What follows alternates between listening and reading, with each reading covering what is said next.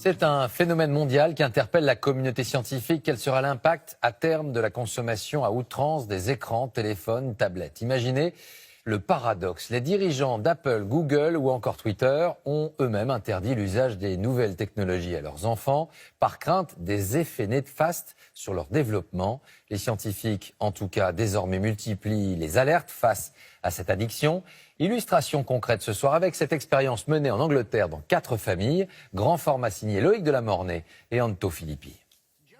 L'expérience a été menée dans 4 familles parfaitement banales des temps modernes, c'est-à-dire où des enfants ont les yeux rivés sur leur tablette. L'objectif est d'observer ce qui les poussera à quitter leur écran des yeux, alors qu'autour d'eux, la réalité change.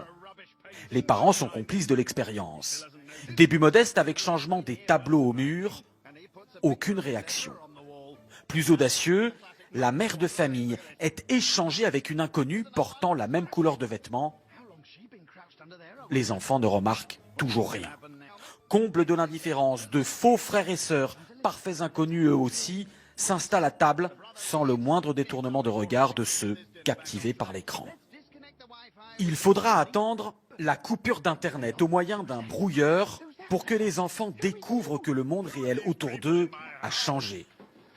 Cette expérience, menée par une marque alimentaire pour promouvoir les repas en famille, a été réalisée sur un ton léger. Mais sa démonstration est extrêmement préoccupante pour cette spécialiste des addictions. Plus les enfants passent du temps devant les écrans, moins ils regardent directement les autres dans les yeux. Et sans regard direct, on ne lit plus les codes sociaux, donc ils n'apprennent plus à vivre en société.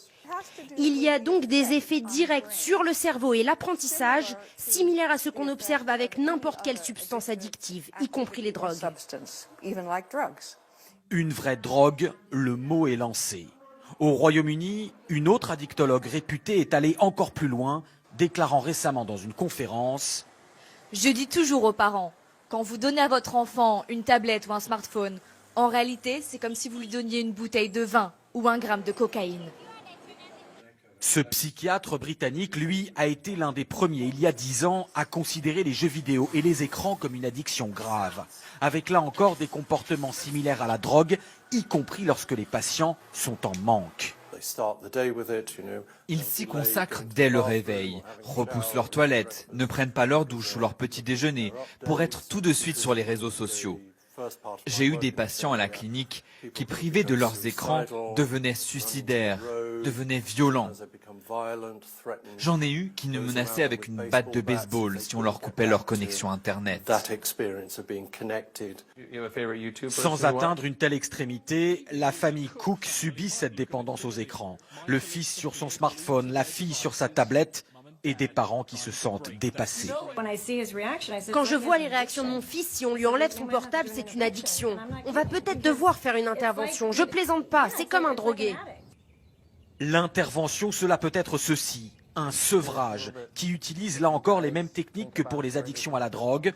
Au Royaume-Uni et aux États-Unis, de nombreuses institutions proposent des cures de désintoxication en pleine forêt.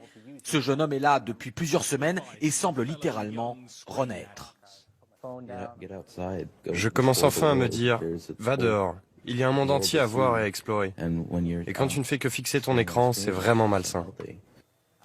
Des cures loin du monde technologique. Dans ce centre, il n'y a qu'un seul téléphone du siècle dernier.